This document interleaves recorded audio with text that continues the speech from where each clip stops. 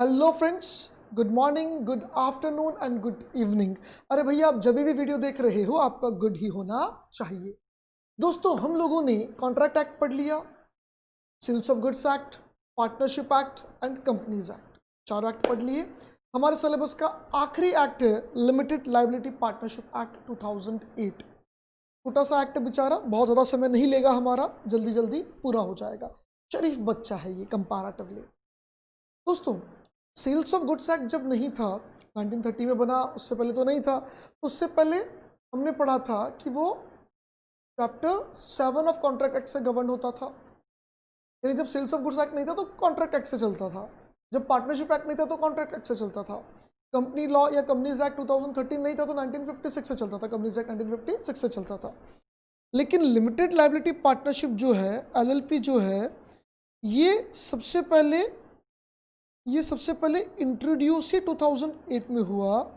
यानी जब ये 2008 में इंट्रोड्यूस हुआ, उससे पहले लिमिटेड लाइबिलिटी पार्टनरशिप नाम की कोई बला हमारे देश में नहीं होती थी। यानी उससे पहले एक ही तरह की पार्टनरशिप होती थी जिसको हम नॉर्मल पार्टनरशिप कहते हैं, जो पार्टनरशिप एक्ट 1932 से गवर्न होती है, जहां पार्टनर्स की लाइबिलिटी अनलिमिटेड होती है।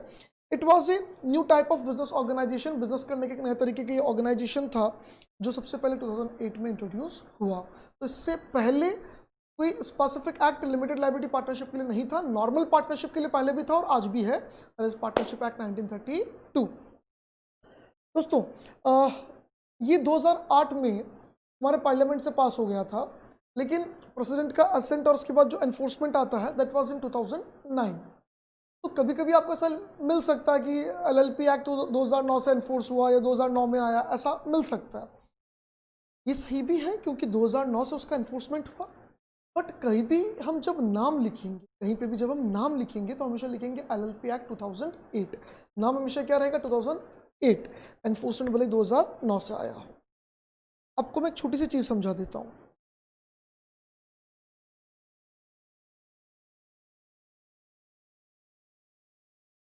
एक तो होता है आपका पार्टनरशिप फर्म,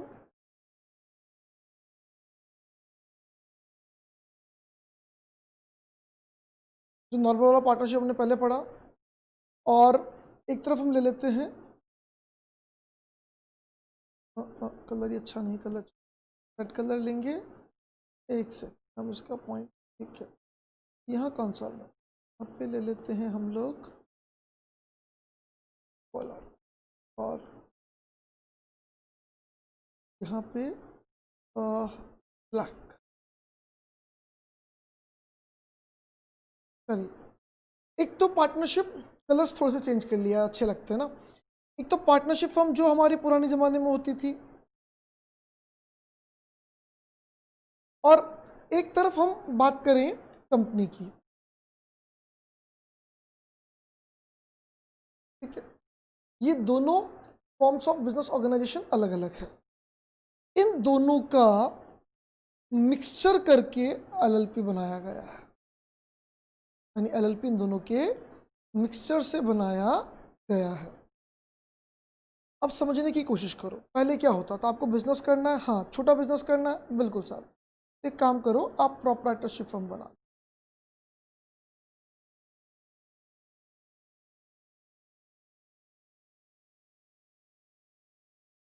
आप प्रोप्राइटरशिप फर्म बना लो, ठीक है साहब। पता नहीं पेन थोड़ा सा आज इशू कर रहा है क्लास में, चलिए कोई दिक्कत नहीं है। आप प्रोप्राइटरशिप फर्म बना लो। आपको उससे थोड़ा सा बड़े लेवल पे बिजनेस करना है, 2-3 जनों को साथ में मिलके बिजनेस करना है, हाँ, सब साथ में मिलके करना है। तो एक काम करो, आप पार्टनरशिप फर्म बना लो। नॉर्मल वाली जो पार्टनरशिप होती थी वो कर लो।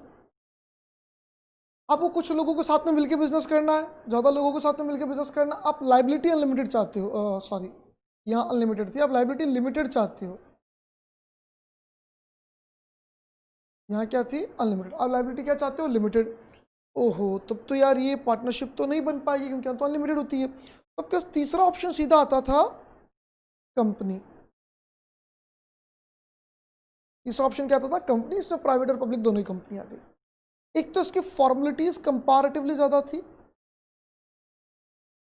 दूसरी बात पार्टनर्स और शेयर होल्डर्स कि अथॉरिटी में, वर्किंग स्टाइल में डिफरेंस होता है। शेयर होल्डर्स के पास कोई पावर नहीं होती, जो डायरेक्टर होंगे बस उनके पास पावर होगी। या तो आप डायरेक्टर बन सकते हो या आप कुछ भी नहीं हो। शेयर होल्डर हो तो कुछ भी नहीं हो, पैसा लो, जनरल मीटिंग में वोट डाल दो, बस घर चले जाओ। इन दोनों के बीच का एक रास्ता निकाला गया जिनको हम आज जानते हैं एलएलपी के नाम से।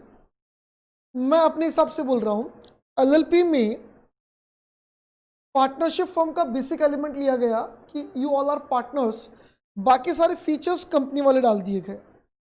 सेपरेट लीगल एंटिटी होती है कंपनी की, एलएलपी की भी होती है।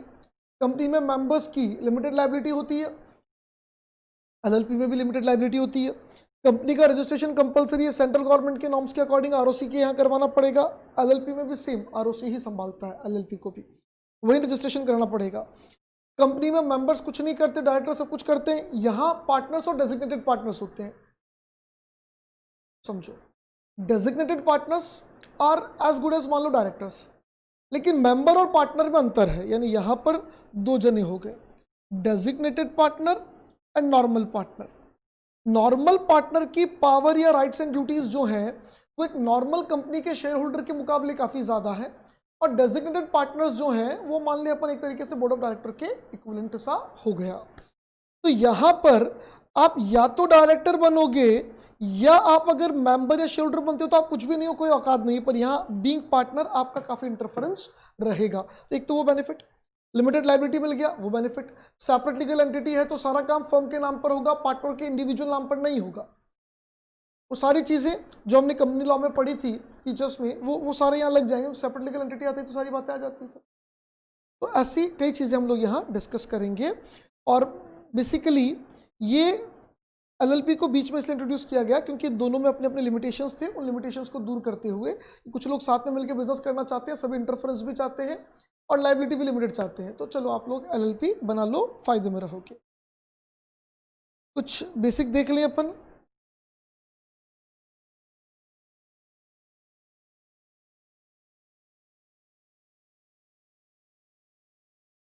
चलिए, ministry of law and justice on 9 June 2007 notified the limited liability partnership act 2008।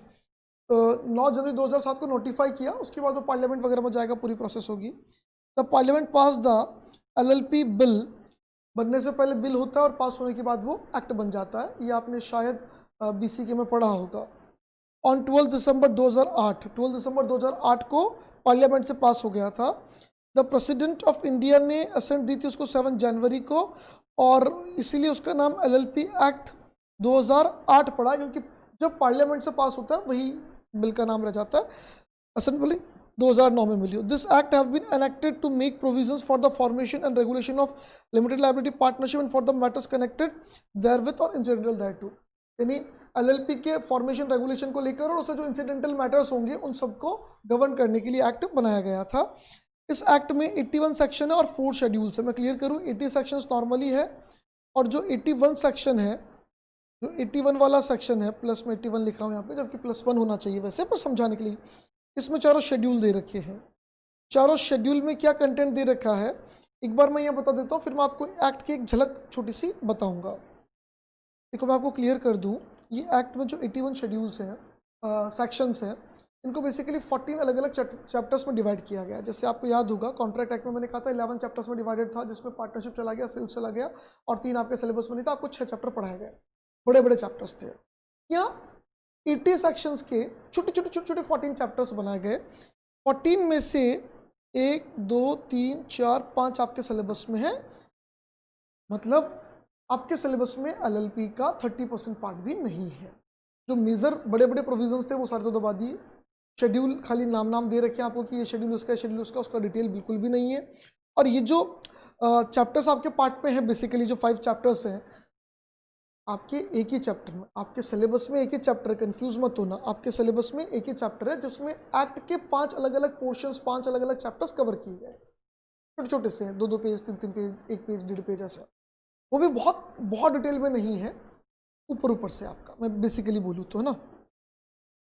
भले आप कहो तो एक बार मैं आपको एक्ट दिखा देता हूँ। अपन एक्ट देखें, ये देखो, ये देखो, ये MCA 21 की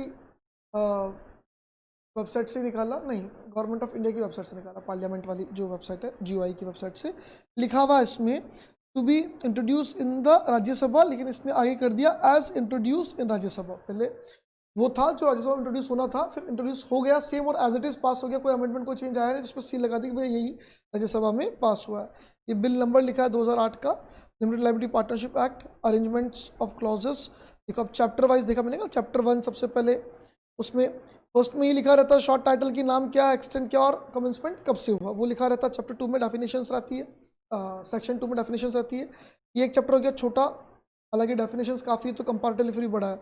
ये चैप्टर 2 इसमें ये सेक्शंस हैं, चैप्टर 3 इसमें ये सेक्शंस हैं, चैप्टर 4 ये देखो आपको यहाँ लग रहा होगा नेचर का चैप्टर 2 है, इनकॉर्पोरेशन कैसे होता है उसको लेकर चैप्टर 3 है, पार्टनर्स के रिलेशन को लेकर चैप्टर 4 है।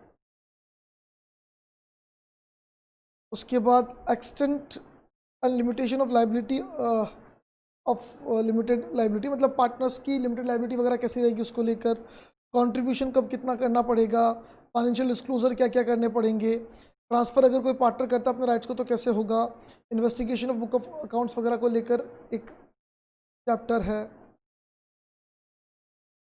कन्वर्जन ऑफ एलएलपी को कन्वर्ट करना हो फर्म से एलएलपी में या किसी में, तो इसको लेकर आपके आगे शेड्यूल्स भी आ जाएंगे कन्वर्जन को लेकर। उसके बाद चैप्टर 11 बात करता है फॉरेन एलएलपी की, chapter 12 compromises arrangements and reconstruction of LLP अगर किया जाता, चेंजेस किए जाते तो वाइंड अप को लेकर ये रहा। और मिसलेस प्रोविजंस ये हैं, इस मिसलेस प्रोविज़न में भी जो 81 है इसको लिखा ट्रांजिशनल प्रोविज़न की अभी ज़रूरत है, बाद में भविष्य में शायद ज़रूरत ना रहे। उसमें 4 शेड्यूल्स हैं, मैं बता दूं। फर्स्ट शेड्यूल तो राइट्स एंड ड्यूटीज़ को रिप्रेजेंट करता है, राइट्स एंड ड्यूटीज़ को बताता है बेसिकली, और बाकी के जो 3 शेड्यूल्स हैं वो कन्वर्जन के लिए स्पेसिफिकेशन बताता है कि अगर किसी पार्टनरशिप फर्म को, किसी प्राइवेट कंपनी को या किसी अनलिस्टेड पब्लिक कंपनी को कन्वर्ट होना एलएलपी में तो कैसे होंगे। मैं एक बार डिटेल में जाने के लिए आपको शेड्यूल्स थोड़े से दिखा देता हूँ, बहुत ज़्यादा डिटेल में तो नहीं जाऊँगा पर थोड़ा बहुत शेड्यूल आपको मैं दिखा देता हूँ। थोड़ा सा अच्छे आ गए।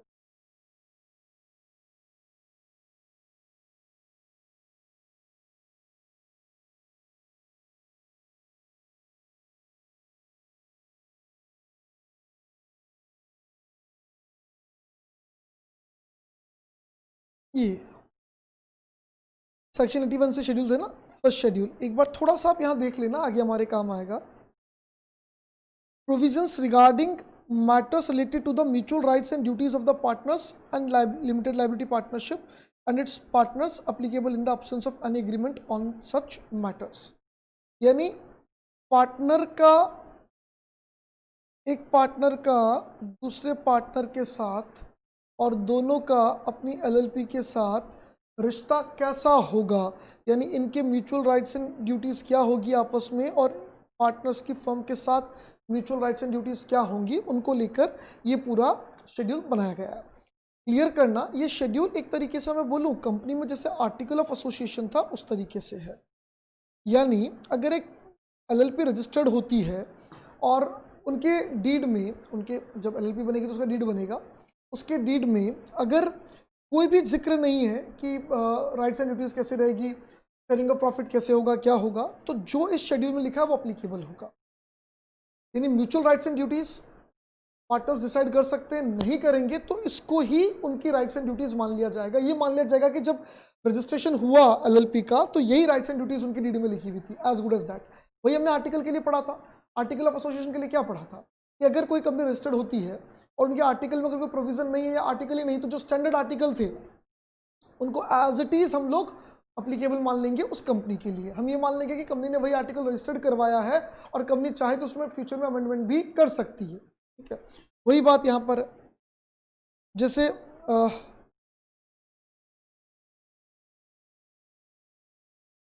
The mutual rights and duties of the partners, mutual rights and duties सारी इसमें लिखी हुई, फर्स्ट पॉइंट तो कह रहा है म्यूचुअल राइट्स एंड ड्यूटीज लिखी हुई है, और अगर कोई भी एग्रीमेंट नहीं है तो ये schedule as it is applicable होगा। अगर राइट्स एंड ड्यूटीज कुछ वहाँ लिखी हुई है तो उनको छोड़कर बाकी सबके लिए अप्लीकेबल है। जहाँ पर कोई राइट्स एंड ड्यूटीज नहीं लिखी किसी टॉपिक पर, किसी बात पर, तो वहाँ ये अप्लीकेबल होगा। So all the partners of a LLP are entitled to share equally in the capital profit and losses of the LLP. यानी अगर पार्टनरशिप डीड में LLP की जो डीड बनी उसमें कुछ नहीं लिखा हुआ है तो कैपिटल प्रॉफिट लॉसेस सब बराबर शेयर होंगे, सब बराबर शेयर होंगे. The LLP shall indemnify each partner respect of payment made, personal liabilities incurred by him. अगर ऑर्डनरी कोर्स ऑफ बिजनेस में प्रॉपर कंडक्ट करते हुए अगर कोई पार्टनर खुद की कोई लाइबिलिटी अराइज कर लेता है, खुद अपनी जेब से पेमेंट कर देता है, तो उसके लिए फर्म रिस्पॉन्सिबल होगी और फर्म उसका पेमेंट करेगी. ये राइट्स एंड ड्यूटीज कुछ हद तक वही दिखेंगे आपको जो हमने नॉर्मल पार्टनरशिप में पढ़ा. साथ में बिजनेस करोगे तो म्यूचुअल अंडरस्टैंडिंग के साथ करना है. फर्म के सेफगार्ड के लिए आपने किया तो फर्म से आप ले सकते हो. आपकी गलती से फर्म को नुकसान हो तो आपको पे करना पड़ेगा. वो सारी बातें कॉमन रहेगी ऑफिस. लेकिन this section 1 will apply if there is no agreement. Clear करना. अब जैसे इक्वल वाला ये सेकंड पॉइंट था, अब क्लियर करो. अगर डीड में क्लियर लिखा हुआ है कि 2:1:2 में रहेगा, उसमें रहेगा, कोई दिक्कत नहीं. डीड में नहीं लिखा है तो ये अप्लीकेबल होगा. सेकंड शेड्यूल कन्वर्जन की बात करता है. सेकंड, थर्ड, फोर्थ तीनों कन्वर्जन की बात करते हैं. इसलिए इनको ट्रांजिशनल बोला गया बेसिकली कि भाई अभी LLP एक्ट आया है, 5, 10, 15 साल तक कोई चाहे तो कन्वर्ट कर लो, फिर शायद इनको हटा भी दें कि भाई इनकी जरूरत नहीं, आपको अनकन्वर्ट कर. Might be possible. Conversion from firm into LLP. यहाँ फर्म का मतलब पार्टनरशिप फर्म है, प्रोप्राइटरशिप फर्म नहीं है. कौन सा फर्म है? Partnership firm. यानी शेड्यूल 1 तो राइट्स एंड ड्यूटीज का हो गया. शेड्यूल 2 हो गया किसके लिए? Conversion from partnership firm to LLP. Schedule 3 private company और शेड्यूल 4 पब्लिक कंपनी जो अनलिस्टेड है. अनलिस्टेड पब्लिक कंपनी जो किसी भी स्टॉक एक्सचेंज पर लिस्टेड नहीं है, उनके कन्वर्जन की बात करेगा. यहाँ फर्म का मतलब देखो क्लियरली लिख दिया. Firm means a firm as defined in section 4 of the Indian partnership act. Indian partnership act 1932 के सेक्शन 4 में जो डेफिनेशन लिखी हुई है वही डेफिनेशन अभी हम मान के चल रहे हैं. आपको शायद डेफिनेशन याद होगी. Partnership is a relationship between persons who have agreed to share profit of a business carried on by all और any one of them acting for all. उसका हमने पूरा पोस्टमार्टम किया था. शेड्यूल 3 जो है, ये शेड्यूल 3 यहाँ देखो, conversion from private company into LLP. भाई कैसा रजिस्ट्रेशन होगा, क्या क्या आपको फॉर्मेलिटी साइन करने पड़ेंगे. जैसे पार्टनरशिप फर्म के लिए लिखा है कि जितने भी एग्जिस्टिंग पार्टनर है सारे के सारे नए फर्म में भी पार्टनर बनने चाहिए, लिखा हुआ है ऐसा. तो schedule 4 conversion from unlisted public company into LLP. Unlisted, एक लिस्टेड पब्लिक कंपनी LLP में कन्वर्ट हो ही नहीं सकती है. ठीक है. ये हमने कुछ बातें एडिशनल देखी. वैसे तो इतना नहीं देखते तो भी चल जाता, बट ठीक है, थोड़ा नॉलेज एक्स्ट्रा होना चाहिए ना. आप महादेव सर के स्टूडेंट हो, वो प्राउड तो आपके अंदर आना ही चाहिए. 4 बच्चों के बीच में आप बोल सकते हो कि वी हैव दिस नॉलेज. ये गट्स तो होना ही चाहिए हमारे अंदर. शेड्यूल 1 बात करता है mutual rights and duties of partner की as well limited liability firm. यानी पार्टनर्स के आपस में और फर्म और पार्टनर्स के बीच के.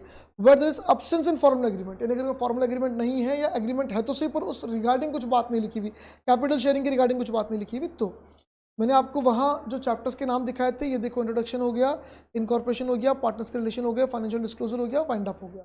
ये वो चैप्टर्स में से ये नाम आ गए वहाँ के टाइम. वही शेड्यूल 2 यहाँ पे दे रखा है. शेड्यूल 2 जो है वो conversion firm into LLP. Firm मतलब पार्टनरशिप फर्म. ये पूरा लिख देता हूँ यार. मेरी राइटिंग तो बचपन से बहुत अच्छी है, आप लोग तो जानते ही हो. इतने सालों से, मतलब इतने समय से आप मेरे को झेल रहे हो, ऑनलाइन ऑफलाइन जैसे भी, तो आप तो जानते ही हो मेरी राइटिंग कितनी अच्छी. शेड्यूल 3 में प्राइवेट कंपनी टू LLP और शेड्यूल 4 में अनलिस्टेड. क्लियर करना, लिस्टेड जो स्टॉक एक्सचेंज पर लिस्टेड है वो नहीं कन्वर्ट हो सकती. The ministry of corporate affairs and the registrar of companies are entrusted. यानी यहाँ पर भी जो अधिकार दिया गया है गवर्नमेंट ने, एक्ट ने, वो किसको दिया है? वही मिनिस्ट्री ऑफ कॉर्पोरेट अफेयर्स. उसके अंडर में कौन चलता है? ROC. वही जो हमने कंपनी केस में देखा था. The ministry of corporate affairs and the registrar of companies are entrusted with the task of administrating the LLP act 2008 को एडमिनिस्ट्रेट करने का सारा पावर उनके हाथों में है. The central government has the authority to frame the rules with regard to the LLP act 2008. Central government के पास रूल्स बनाने का ऑप्शन है, वो चाहे जो रूल्स बना सकते हैं. जैसे हमने कंपनीज एक्ट में देखा था, कंपनीज एक्ट 2013 था, पर रूल्स हमने कई बार पढ़े 2014 में आए हुए थे. तो पार्टनरशिप में 1932 वाले में जो पार्टनर्स की लिमिट है वो भी रूल्स में मेंशन गवर्नमेंट ने की थी, 50 वाली. And can amend them by notifying in official gazette. और गवर्नमेंट चाहे तो रूल्स को टाइम टू टाइम अमेंड भी कर सकती है। और ऑफिशियल गैजेट मतलब एक गवर्नमेंट की रेगुलरली एक मैगजीन प्रिंट होती है जिसमें गवर्नमेंट जो जो चेंजेस लेके आ रही है उसका नोटिस देती है, एक तरह से पब्लिक नोटिस अवेलेबल करवाती है। ऑफिशियल गैजेट में प्रिंट कर दिया मतलब वो सही हो गया, मतलब पूरी पब्लिक को पता पड़ गया होगा। बाकी आप आके देखो, तो जनता जाने यार, गवर्नमेंट ने तो ऑफिशियल गैजेट में प्रिंट कर दिया मतलब जनता को बता दिया भाई, को कान में आके तो बोलने से रहे। It is also to be noted that Indian Partnership Act 1932 is not applicable to LLP. बोले इंडियन पार्टनरशिप एक्ट 1932 LLP पे नहीं लगता है, ध्यान रखना। अरे तो गेले हमको ध्यान है, नहीं लगता है, इसमें क्या बात हो गई? हट। Need of new form of liability. The lawmaker envisages that the need for bringing out a new legislation for creation of LLP to meet with the contemporary growth of Indian economy. Indian economy की growth के लिए एक नया form of business जरूरी था जो LLP की need arise हुई। A need has been felt for a new corporate form that would provide an alternative to the traditional partnership with unlimited personal liability on the one hand and the statute-based governance structure of the limited liability company on the other hand। नहीं कह रहा भैया एक तरफ तो unlimited liability वाली company हो जाती है और दूसरा स्टेचू मतलब गवर्नमेंट जो स्टेचूटरी रिक्वायरमेंट्स है उनको फुलफिल करती हुई उनकी गवर्नेंस को देखती हुई एक लिमिटेड लाइबिलिटी वाली कंपनी, यानी कंपनी की फॉर्मेलिटीज बहुत ज़्यादा और यहाँ पार्टनरशिप फॉर्म में लाइबिलिटी अनलिमिटेड। दूसरा कंपनी में मेंबर के पास कोई अधिकार ही नहीं, या तो डायरेक्टर बनो या फिर कुछ मत बनो। यहाँ डेजिग्नेटेड पार्टनर और पार्टनर में बहुत ज़्यादा डिफरेंस नहीं है, डिफरेंस है डेजिग्नेटेड पार्टनर्स के rights and duties and power सब ज़्यादा होगी, उसकी अकाउंटेबिलिटी भी ज़्यादा बनेगी, रेगुलेशंस वगैरह गवर्नमेंट को प्रॉपर्ली फाइल हुए कि नहीं रिटर्न उसकी जिम्मेदारी ज़्यादा बनेगी, लेकिन पार्टनर भी इंटरफेरेंस कर सकता है, वहाँ मेंबर कोई इंटरफेरेंस ही नहीं कर सकता। On the other hand, in order to enable professional expertise and entrepreneurship initiative to combine organization and operate in flexible, innovative and efficient manner, तो जो प्रोफेशनल्स हैं जो एंटरप्रेन्योर्स हैं वो एक ऐसी ऑर्गेनाइजेशन बना सके जहाँ फ्लेक्सिबली और बहुत इफेक्टिवली काम कर सके, बहुत एफिशिएंट तरीके से काम कर सके, जहाँ उनको पता हो कि हमारी लाइबिलिटी भी लिमिटेड है, हमको बहुत ज़्यादा फॉर्मेलिटीज़ भी साइन नहीं करनी, हम सब साथ में मिलकर काम करेंगे, हम सबका डिसीजन मेकिंग में भी रोल होगा। ऐसे विचार के साथ हम कंपनी को आगे बना रहे हैं, मतलब एक नया फॉर्म बना रहे हैं जो LLP क्रिएट हुआ। The limited liability partnership is viewed as an alternative corporate business vehicle. एक ऑल्टरनेटिव कॉर्पोरेट बिजनेस व्हीकल मतलब बिजनेस करने का नया तरीका हो गया। It provides the benefits of limited liability but allows its member the flexibility of organising the internal structure as a partnership based on mutual arrived agreement. यानी आप जैसा चाहो वैसा आपस में एग्रीमेंट कर सकते हो, आप सब आपस में अपनी मर्जी से डिसीजन मेकिंग कर सकते हो, इंटरनल मैटर आपके हाथों में रहेगा, पूरा आप संभालो, और एट द सेम टाइम आपको लिमिटेड लाइबिलिटी वाला फायदा भी मिल जाएगा। The LLP form enable entrepreneurs, professionals and enterprises providing services of any kind और engaged in scientific and technical discipline to form commercially efficient vehicle. Vehicle मतलब वो organisation, वो तरीका जिसमें बैठकर बिजनेस चलेगा, इसलिए उसको व्हीकल बोला है। Suited for their requirement. ठीक है, कह रहा है LLP का ऐसा तरीका है जहाँ चाहे आपको साइंटिफिक रिसर्च करना हो, चाहे कोई भी एंटरप्राइज करना हो, कोई भी बिजनेस कोई भी सर्विस जनरेट कर रहे हो, ये बेस्ट तरीका है। और बेस्ट क्यों है वो मैंने आपको समझा दिया, क्योंकि बहुत बड़े लेवल पर नहीं करना, 5-10 जनों को साथ में मिलकर करना है। कंपनी में ये रिटर्न वो रिटर्न, ये तरीका वो तरीका, सब स्टैंडर्ड सब सेट है। यहाँ पे आपकी मर्जी हो जो म्यूचुअल एग्रीमेंट करो और काम करो। तो कंपनी में जिसके पास जितना शेयर है उसको उतना ही प्रॉफिट में शेयर मिलेगा। यहाँ जरूरी नहीं है, या लगाने पैसा लगाना अलग हो सकता है और प्रॉफिट शेयरिंग रेशियो अलग हो सकता है, वर्किंग पार्टनर एक तरीके से क्रिएट हो सकता है। यहाँ पर भाई कुछ नहीं लिखोगे तो इक्वल चलेगा, पर आप एग्रीमेंट में लिख सकते हो ना कि कैपिटल 50-50 लगेगी लेकिन प्रॉफिट 70-30 होगा क्योंकि इसकी मेहनत ज़्यादा। ये फ्लेक्सिबिलिटी आपके पास यहाँ पे। Owing to flexibility in its structure and operation, the LLP is suitable vehicle for small enterprise and for investment by venture capital। venture capital मतलब वो होते हैं जो रिस्क वाले इन्वेस्टमेंट में पैसा लगाते हैं, तो वो भी कंपनी में पैसा लगाओ तो फिर अब कितना पैसा लगाया, कितना आपका ऑनरशिप, कितना आपका इंटरफेरेंस, वो सब का रेशियो कॉमन रहेगा। यहाँ सबका रेशियो चेंज हो सकता है, इंटरफेरेंस भी अलग हो सकता है, राइट्स एंड ड्यूटीज पार्टनर को स्पेसिफिकली असाइन की जा सकती है। LLP का मीनिंग एंड कंसेप्ट एक बार मीनिंग वगैरह देख लेते हैं, फिर फीचर्स वगैरह नेक्स्ट क्लास में डिस्कस करेंगे। LLP new form of legal business entity है with limited liability. It is an alternative corporate business vehicle, not only gives the benefit of limited liability at low compliance cost. Low compliance, compliance मतलब government की जो formalities file करनी पड़ती है, return file करो, वो return file करो, ये करो वो करो, जो गवर्नमेंट के गवर्नेंस की कंप्लाइंस होती है उसको लेकर, तो कंप्लाइंस यहाँ कम होती है, यहाँ पे कम उंगली करती है गवर्नमेंट, तो हमारी कॉस्ट भी कम आती है, कम रिटर्न्स फाइल करने, कम इन्फॉर्मेशन प्रोवाइड करानी है, तुमको स्टाफ कम चाहिए, हमारा टाइम कम लगेगा, but allowed partners the flexibility of organising the internal structure as traditional partnership.